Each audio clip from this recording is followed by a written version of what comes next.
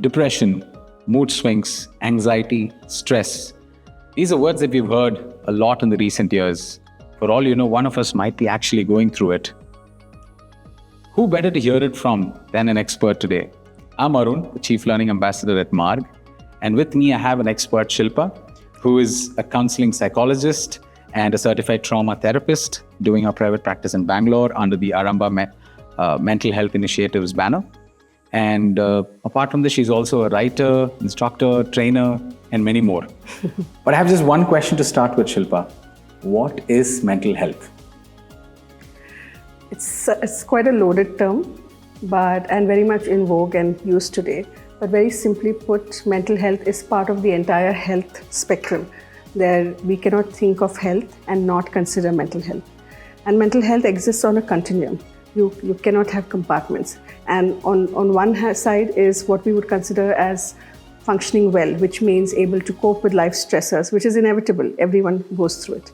To be able to cope well, to be able to be emotionally regulated, to be able to be functional, to handle responsibilities. And then on the other end of the spectrum is what we may call as people struggling with disorders to the point that they can't function, they can't hold responsibilities, they are unable to regulate themselves, and life is really, really, really difficult. And then there's what we have in between. And most of us will fall somewhere on the spectrum. And so it's very difficult to say exactly who is worse, who is better, because these things are relative. But mental health, in essence, is that state of being well enough to be able to manage yourself, to be able to manage your day-to-day life, your functions, your emotions, your relationships, your role in society. That's essentially it. Very well put, Shilpa. I have a question. In an environment where tu pagal hai and things like the constant need to validate, the constant need that I need to belong to something or fit into something, it's very common nowadays, right? Amidst all of this, what do you think are some of the misconceptions about mental health? There are plenty, and it's not possible to go through the entire range of it here, but just to highlight a few. At the very least, and this is over the years and influenced by culture and religion, has been the idea that mental health struggles have either a religious, spiritual origin or something to do with possession and ghosts, and it has often been treated in that manner. There's enough literature in religion and faith that shows that it's just been seen as this is something spiritual, this is something demonic, and has been addressed like that. It's only been with awareness and education over the years, especially in the urban society, that we've been able to see that there may be a spiritual cause to it, we don't know, but there is definitely a psychological basis to it. And so now more and more people are willing to explore that aspect. But the stigma connected to it still remains. There is research that shows that almost 90% of the people, this is a survey done in Singapore, which said that 90% of the people were unwilling to seek out a therapist because of the fear of stigma, right? But what are the misconceptions? For one, for example, that only people who are weak will have mental health issues. Not true. Anybody can develop mental health challenges because these things are a function of the interaction of your genetics, your biology, your psychic makeup, your upbringing, your social status, your education, there are so many variables here that interact to decide how you or I will respond to a particular situation. You and I may go through the same thing. We may have both been bullied in school by the same person, but your response to it may be different, and I may come out of it different. And if you struggle more, doesn't mean you're weaker. It just means that the factors that interacted to create you made you more vulnerable and susceptible to that than me. That's all that it says. So mental health is not a discriminator based on intelligence, weakness, social strata, gender, color, you name it, right? So there's that. Second is to say that it affects only women more than men. Not true. It may show up more in women because there is that sense of being willing to express or be vulnerable more, whereas there is a particular stereotype idea of strength associated with men, which makes it hard for them to be vulnerable. Doesn't mean that they don't struggle. right? Things like that. And or that children or that teenagers, that's not mental health, that's just teenage hormones. They just need to settle. Says who that teenagers cannot have mental health struggles, right? Or that mental health struggles it's a life sentence. Once you've had it, for the rest of your life you're doomed. No, that's why you have therapy, that's why you have medication, that's why you have social support. Now what recovery could look like for each person may be different, but that recovery is possible, yes. So these are just a few to name, but did you have something specific in mind? Nothing specific. I just wanted to understand the overall misconceptions that even I've had. And we've been, society has given these conceptions in our head. Yeah. And I just wanted to hear from an expert on what are some of the things that, and it's beautifully brought out that every age group goes through it very differently. And there are multiple factors that actually impact how one goes through a certain experience and what happens after that. So very beautifully put. In fact, related to work, there is a misconception that if a person is struggling with mental health, they cannot be employed. Not true. They may find it a little harder, but with the right kind of support, they can. Of course, if a person is struggling with severe mental health disorders, that's different. But by and large, the mass of us who have some challenges or the other, we can cope. So it's not like if they have a mental health issue, you shouldn't, employ them. Yeah. I agree with you. And kudos to what we're trying to do and bring awareness to what mental health is. Yep. Thank you. I was going through some of the reports that said 15% of adults across the world are going through some or the other mental health challenges at this point in time, and they're not willing to address it. Along with that, to give the corporates and the organizations a little more, dollars always attract. So, the loss that organizations are facing today, or the economy is facing today, is close to US $1 trillion due to loss of productivity, because people are not addressing the mental health challenges they are going through for various reasons. With data like these and with huge numbers like these, what do you think are common personal and work-related factors impacting mental health and for people to step out? These numbers are probably on the lower side, I'm guessing.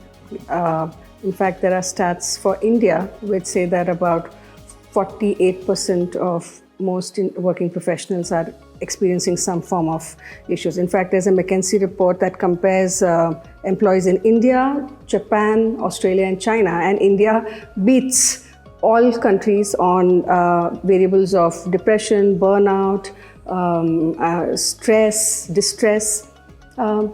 That's just how high it is, and it's a reflection of the culture and possibly awareness that is prevalent in organizations. Now, the kind of issues that they seem to struggle with, again, what we see is, especially after COVID, where work and home, those lines have become pretty blurred, is this difficulty with work-life balance. Where does home end? When does work start? What about weekends? What's night? What's day? Right? Those things. The inability to have clarity. That has been a major contributor. Concern about being laid off, performance-based, performance appraisals. Then toxic work environment, where there's a need to always be performing well, coming across as positive, having no vulnerability, everything is going great, there cannot be any chink in the armor. Those are huge stresses, because you're putting on a front which is not genuine, and there isn't room. The atmosphere doesn't feel safe enough to be who you are, your authentic self, right? So those are some of the challenges. And of course, personal, there's children, health, family, spouse, relationships. I read somewhere that, in fact, the key to almost all mental health issues is trouble in relationships. Likewise with work, it could be with your boss, it could be with your colleague, it could be just with your peer circle, and then you have that at home, it comes to work, you have that work, it goes to home. So all these play into each other and can affect how a person shows up at work. There's just a lot that you've called out, which is extremely critical to what we are trying to achieve and do, help the organizations that are seeing their employees and their extended families go through this. In your opinion, do you think a good mental health program in an organization will really help? And if so, how? I think, Arun, that intentionality of any kind has immense value. So when an organization very intentionally wants to look at an issue, whether it is at the level of let's create awareness and psychoeducation, whether it is at the level of let's create interventions, whether it is at the level of policy making, where there is intentionality, we will see results. But if we do nothing and expect different outcomes, it doesn't quite work that way. I mean, you can't do business that way, can you? Do the same thing and expect some major difference. It doesn't work. So you have to be intentional about it. So having a mental health program is just one sign of that intentionality. Involved in that is a lot more. And again, it starts with the leadership. Like with the home, it starts with the parents. And the children will be influenced. Likewise, it starts with the leadership. And then it goes down. So when the leadership is invested, when the leadership cares, when the leadership walks the talk, it will make a difference. So a mental health program is one such step, and a very significant step in that journey to transform organizations towards being more mental health aware and proactive. Brilliant. Couldn't agree with you more on this particular point. We are seeing a lot of maturity models and different ways in how we can figure out where organizations are today. And with the kind of plan that you just said about awareness, informed, making policies, and then leaders walking the talk, can you share how organizations can actually achieve this?